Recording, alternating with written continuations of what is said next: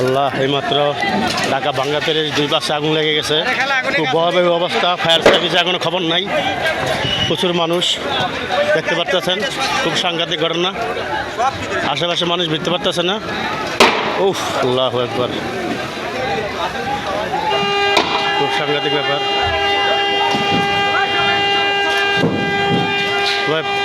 Fire service এখনো আসেনি। খুব ভয়াবহ অবস্থা।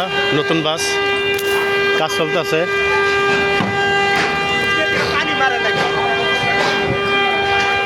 খুবই সাংঘাতিকজনক। আপনারা দেখতে পারতেছেন ফায়ার সার্ভিস এখন আসেনি। রিপেয়ারিং একটা নতুন।